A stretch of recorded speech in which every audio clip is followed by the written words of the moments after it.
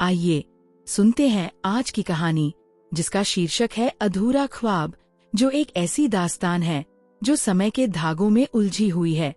प्यार, विश्वासघात और एक ऐसे रहस्य की जो दिल को छू लेती है और दिमाग को सोचने पर मजबूर कर देती है। ये कहानी है एक छोटे से गांव की, जहां सपने हकीकत से ज्यादा बड़े होते हैं और हकीकत कभी कभी सपनों को चूर चूर कर देती है।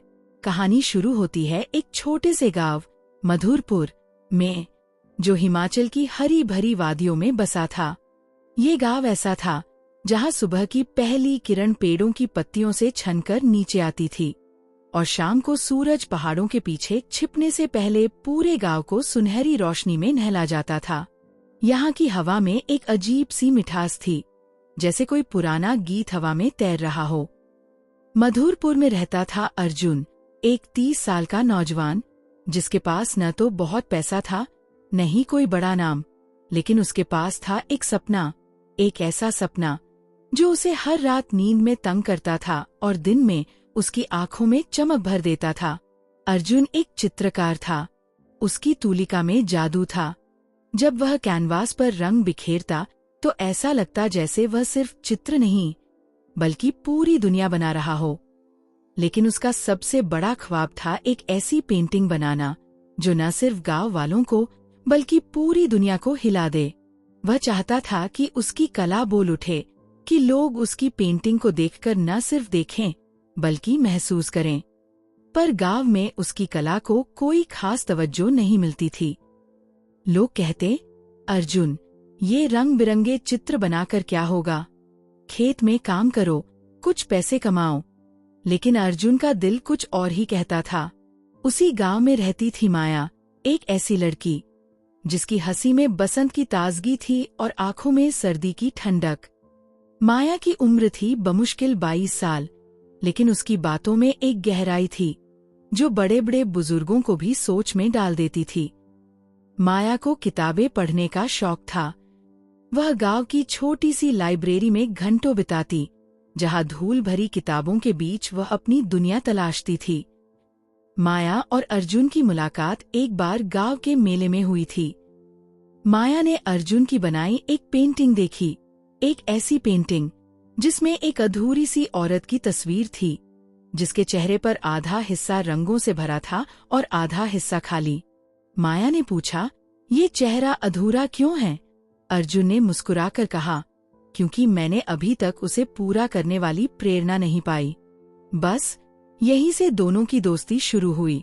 माया अर्जुन की पेंटिंग्स को देखकर उनकी तारीफ करती और अर्जुन माया की किताबों की बातें सुनकर मंत्रमुग्ध हो जाता।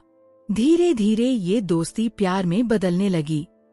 लेकिन प्यार की राह कभी आसान नहीं होती, खासकर मधुरपुर जैसे गांव में, जहां हर दूसरा इंसान तुम्हारी जिंदगी में टांग अड़ाने को तैयार रहता है। माया के पिता ठाकुर सूरत सिंह गांव के सबसे रसूखदार आदमी थे। उनके लिए माया का किसी गरीब चित्रकार से प्यार करना एक गुनाह से कम नहीं था।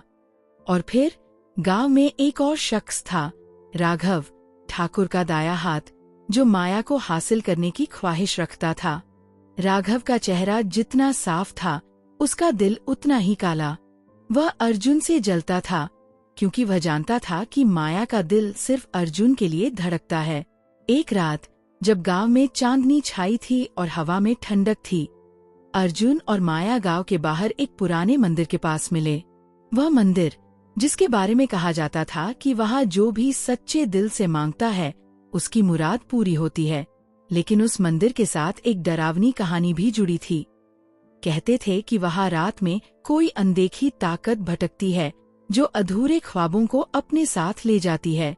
माया ने हंसते हुए कहा, अर्जुन, तुम्हारा अधूरा ख्वाब क्या है? वो पेंटिंग या कुछ और? अर्जुन ने उसकी आंखों में देखा और कहा, मेरा अधूरा ख्वाब तुम हो, माया। मैं तुम्हारे बिना अधूरा हूँ। माया का चेहरा शर्म से लाल हो गया, लेकिन उसने अर्जुन का हाथ थाम लिया। उस रात दोनों ने एक दूसरे से वादा किया कि वे अपने प्यार को हर हाल में पूरा करेंगे, चाहे दुनिया उनके खिलाफ क्यों न हो जाए। लेकिन किस्मत को कुछ और ही मंजूर था। अगले दिन जब अर्जुन अपनी झोपड़ी में पेंटिंग कर रहा था, राघव वहां आ धमका। उसने अर्जुन को धमकाया, माया को भूल जा, वरना मैं तेरा वो हाल करूंगा कि तू कैनवास पर खून से पेंटिंग बनाएगा। अर्जुन ने उसकी बात को अनसुना कर दिया, लेकिन राघव के शब्दों में एक ऐसी ठंडक थी जो अर्जुन के दिल में सिहरन पैदा कर गई। उस रात जब अर्जुन सो रहा था, उसकी झोपड़ी में आग लग गई।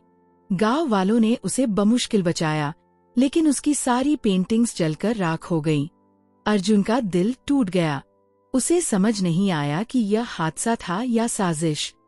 लेकिन माया ने उसका हौसला बढ़ाया। उसने कहा, अर्जुन, तुम्हारी कला तुम्हारे दिल में है, कैनवास पर नहीं। तुम फिर से बनाओगे और मैं तुम्हारे साथ हूँ। अर्जुन ने हार नहीं मानी। उसने फिर से पेंटिंग शुरू की, लेकिन इस बार उसने कुछ अलग करने का फैसला किया। उसने उस पुराने मंदिर को अपनी पेंटिंग का विषय बनाया। वह हर रात मंदिर के पास जाकर स्केच बनाता। माया भी कभी कभी उसके साथ जाती।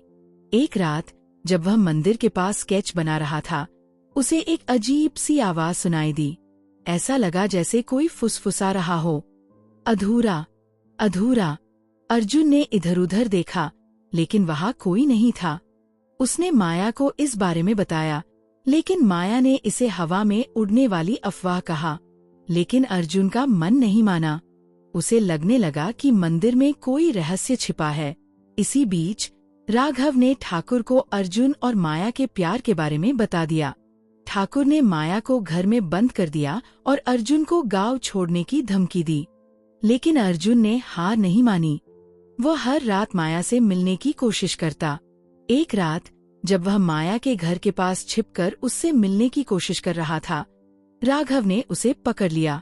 राघव ने अपनी जेब से एक चाकू निकाला और अर्जुन की छाती की ओर बढ़ाया। अर्जुन ने किसी तरह खुद को बचाया, लेकिन उसकी बाह पर गहरा घाव हो गया। खून बहता देख माया चीख पड़ी। उसने राघव को धक्का दिया और अर्जुन को लेकर भागी। दोनों उस रात मंदिर में छिप गए। मंदिर की दीवारों पर पुरानी नक्काशी थी, जो समय के साथ धुंधली हो चुकी थी।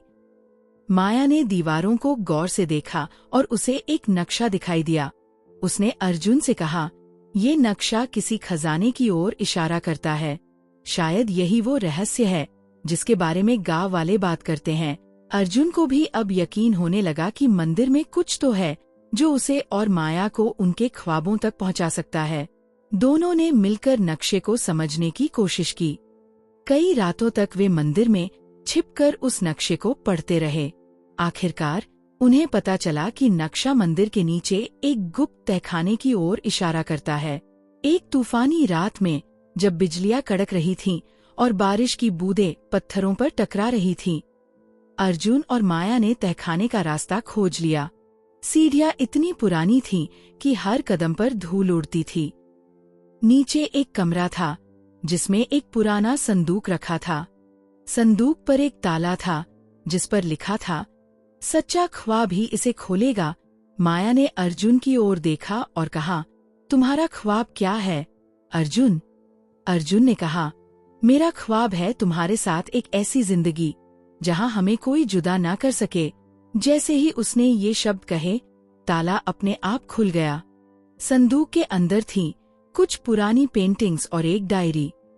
डायरी में एक चित्रकार की कहानी लिखी थी जो सैकड़ों साल पहले मधुरपुर में रहता था। उसका भी एक अधूरा ख्वाब था, एक ऐसी पेंटिंग बनाने का जो दुनिया को बदल दे। लेकिन उसका प्यार, गांव के सरदार की बेटी, उससे छीन लिया गया था। उसने अपनी आखिरी सांस तक वो पेंटिंग पूरी नहीं की। डायरी में लिखा था कि जो भी सच्चे दिल से अपने ख्वाब को पूरा करने की कोशिश करेगा, उसे ये खजाना मिलेगा। खजाने में सोना चांदी नहीं, बल्कि वो पेंटिंग थी जो उस चित्रकार ने अधूरी छोड़ दी थी। अर्जुन ने उस पेंटिंग को देखा और उसमें वही अधूरापन महसूस किया जो उसकी अपनी पेंटिंग में था। उसने माया से कहा, मैं इसे पूरा करूंगा, ये मेरा ख्वाब है। माया ने उसका हाथ थामा और कहा, हम इसे साथ मिलकर पूरा करेंगे। लेकिन कहानी यहीं खत्म नहीं हुई। राघव को किसी तरह उनके ठिकाने का पता चल गया। वह मंदिर में घुस आया, अपने साथ कुछ गुंडों को लेकर। उसने अर्जुन और माया को घेर लिया। तुम दोनों ने मेरे रास्ते में बहुत टांग अड़ाई, उसने गुस्से में कहा। उसने अपनी बंदूक निकाली और अर्जुन की ओर तान दी। लेकिन तभी मंदिर की दीवारों से एक अजीब सी रोशनी निकली। ऐसा लगा जैसे कोई आत्मा वहां मौजूद हो। राघव और उसके गुंडे डर के मारे भाग खड़े हुए। माया और अर्जुन भी हैरान थे, लेकिन उन्हें अब यकीन हो गया था कि मंदिर में कोई अलौकिक शक्ति है जो उनके प्यार और ख्वाब की रक्षा कर रही है। अर्जुन ने उस पेंटिंग को पूरा किया। उसने उसमें माया का चेहरा बनाया और उसकी आंखों में वही चमक डाली जो उसने पहली बार माया को देखकर महसूस की थी। जब वह पेंटिंग गांव वालों को दिखाई गई तो हर कोई मंत्रमुग्ध हो गया। ठाकुर भी उस पेंटिंग को देखकर पिघल गए। उन्होंने माया और अर्जुन के प्यार को स्वीकार कर लिया। राघव को गांव से निकाल दिया गया और उसका कोई अतापता नहीं चला। अर्जुन की पेंटिंग दूर दूर तक मशहूर हुई। लोग मधुरपुर आने लगे सिर्फ उस पेंटिंग को देखने के लिए। लेकिन अर्जुन और माया के लिए सबसे बड़ा खजाना था उनका प्यार और वह विश्वास जो उन्होंने एक दूसरे पर किया। उनकी कहानी गांव में एक किंवदंती बन गई। लोग कहते, अधूरा ख्वाब वही पूरा होता है जो सच्चे दिल से देखा जाए। लेकिन कहानी का असली रहस्य उस मंदिर में छिपा रहा। कई साल बाद जब अर्जुन और माया बूढ़े हो गए, उन्होंने उस मंदिर में एक आखिरी बार कदम रखा। वहां की दीवारों पर अब उनकी अपनी कहानी उकेरी गई थी, जैसे कोई अनदेखी ताकत ने उसे लिखा हो। और उस रात जब वे मंदिर से बाहर निकले तो चांदनी में एक छाया दिखी जो मुस्कुरा रही थी। शायद वो वही चित्रकार था जिसका ख्वाब अब पूरा हो चुका था। अधूरा ख्वाब की कहानी हमें सिखाती है कि सपने तभी पूरे होते हैं जब हम उन पर यकीन करते हैं, और प्यार तभी सच्चा होता है जब हम हर मुश्किल में एक दूसरे का साथ नहीं छोड़ते। लेकिन सवाल ये रह जाता है, क्या वो मंदिर वाकई जादुई था, या फिर अर्जुन और माया का प्यार ही इतना मजबूत था कि उसने हर मुश्किल को हरा दिया? ये सवाल आपके दिल में रह जाए और शायद आप भी अपने अधूरे ख्वाब को पूरा करने की हिम्मत जुटाए।